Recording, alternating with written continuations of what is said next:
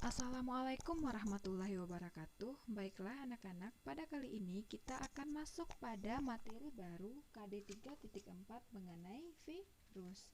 Yang mana kita berada pada masa pandemi sangat sering mendengar kata-kata virus, yaitu virus corona, virus COVID-19. Kita perlu tahu bagaimana bentuk tubuh, ciri, dan struktur maupun bagaimana ia berkembang biak. Oleh karena itu, kita masuk ke pembahasan materi mengenai virus. Nah, kapan virus itu ditemukan? Nah, semenjak ditemukan mikroskop oleh Anthony van Leeuwenhoek, maka penelitian mengenai mikroorganisme terus berkembang. Awalnya, penelitian mengenai virus ini berawal dari penelitian yang dilakukan oleh von Iwanovsky, ilmuwan Rusia pada tahun 1892. Ia meneliti mengenai penyakit pada tembakau atau mosaik tembakau. Namun pada kesimpulan akhirnya ia berpendapat bahwa mosaik tembakau disebabkan oleh bakteri patogen.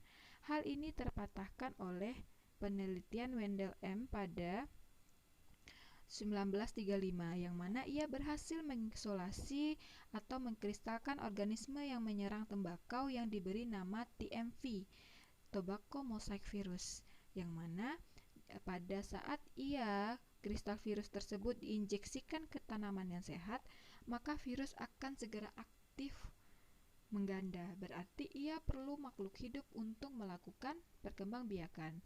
Jadi, virus bukanlah sel, sehingga virus berbeda dengan bakteri. Kemudian, bagaimana ciri dan struktur virus?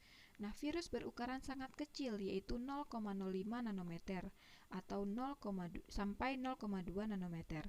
1 nanometer sama dengan 1/1000 mikrometer.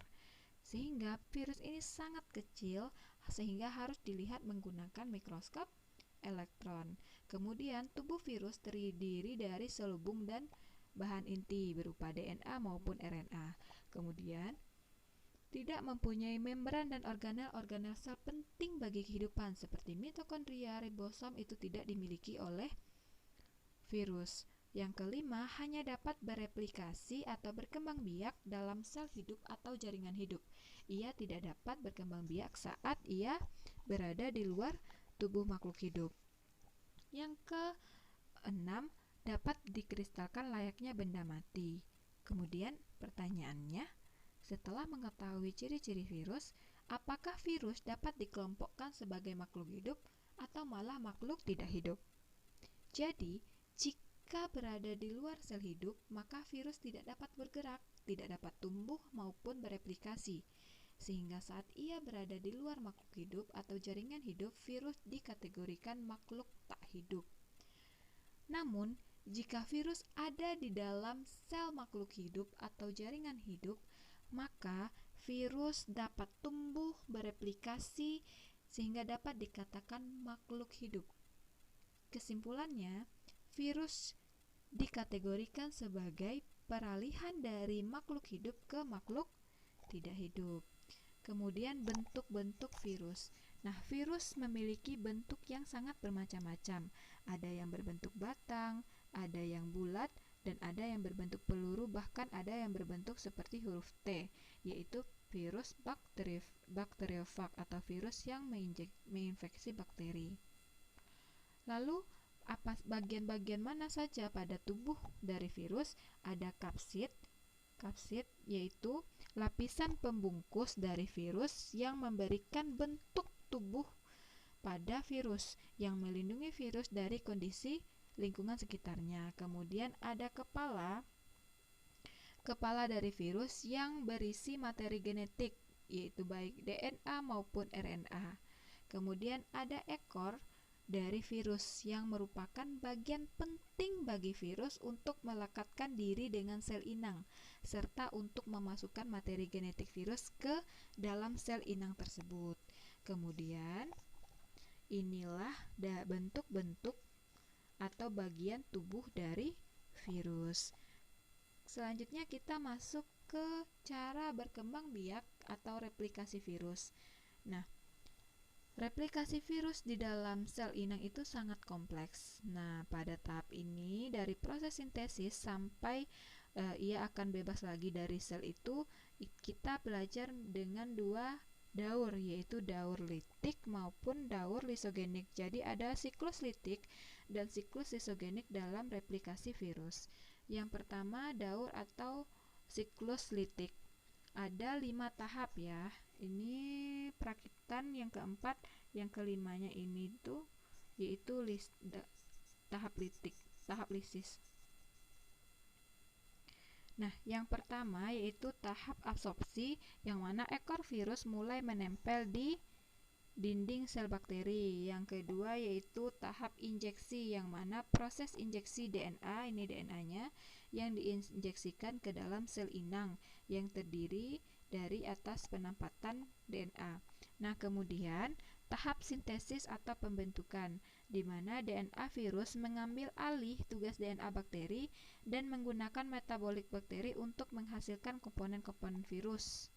Nah, kemudian tahap perakitan, kemudian ia bersatu dalam proses pematangan, yang mana nantinya akan menghasilkan virus yang terbentuk mencapai 200 sampai 1000 virus.